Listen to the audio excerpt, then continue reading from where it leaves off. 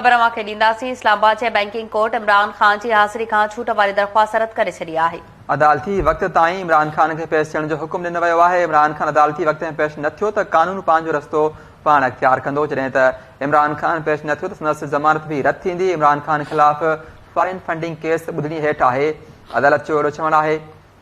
इस्लामाबाद जी banking court Imran Khan जी हाज़िरी खां छूट वारी दरख़्वास्त रद्द करे छॾी आहे।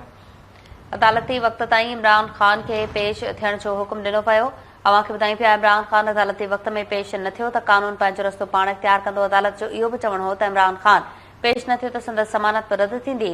इमरान ख़ान ख़िलाफ़ फॉरेन फंडिंग केस हेठि आहे।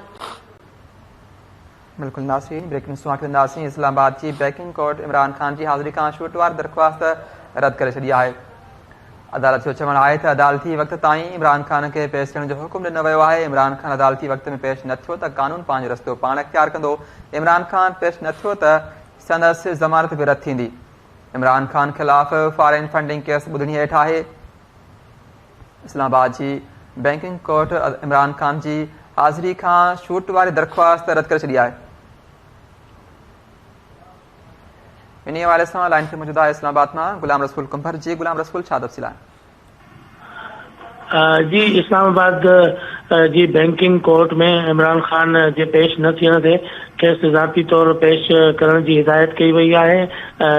हिन वक़्तु जेका ॿुधणी में वक़फ़ो कयो वियो आहे। कुझु देरि पहिरीं बैंकिंग कोर्ट में ममनुआ funding case foreign exchange act तहत जेको केस दाख़िल आहे, उन में इमरान ख़ान जी अबूरी ज़मानत जो केस हलंदड़ आहे।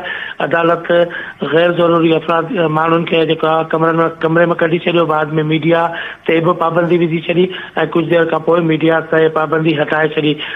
सिक्योरिटी वजह सबबनि जे करे अदालत में रश न कई वञे। अदालती अमले चयो ऐं हिकु हिकु वकील जेको आहे उहो पेश थिए, रश न कयो वञे। अदालत तरफ़ां इहो चयो वियो।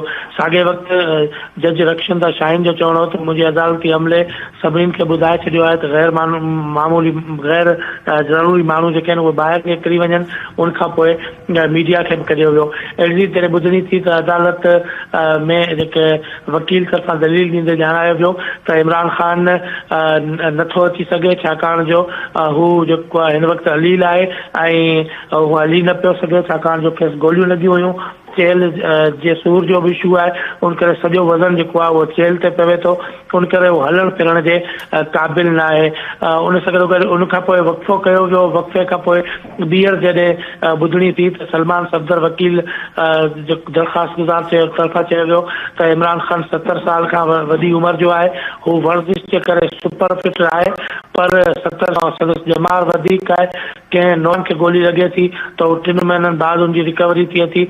इमरान ख़ान जेका पीरसन हुजण करे उनजी बायोमेट्रिक खां बि उनखे छूट मिलियल आहे। अहिड़ी रीति सलमान सफ़दर वधीक दलील ॾींदे चयो त इमरान ख़ान खे जेके आहिनि उहो गोलियूं लॻियूं आहिनि। इमरान ख़ान बैंकिंग कोड जे जज जी तरफ़ां धुरियुनि जा मौक़ुफ़ ॿुधण खां पोइ हिकु भेरो ॿीहर हुकुम सादिर कयो त हर सूरत में इमरान ख़ान खे साम्हूं अचणो ई पवंदो।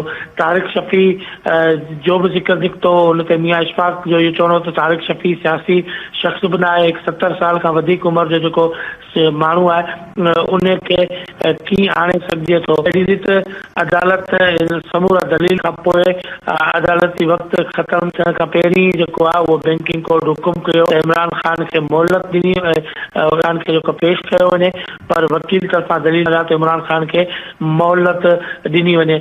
उन ते रक्षंदा शाहीन जेका बैंकिंग कोर्ट जी जज आहे उन फ़ैसिलो ॿुधायो। ठीकु आहे, वॾी महिरबानी गुलाम रसूल कुंभर तफ़सील ॾियण जे लाइ।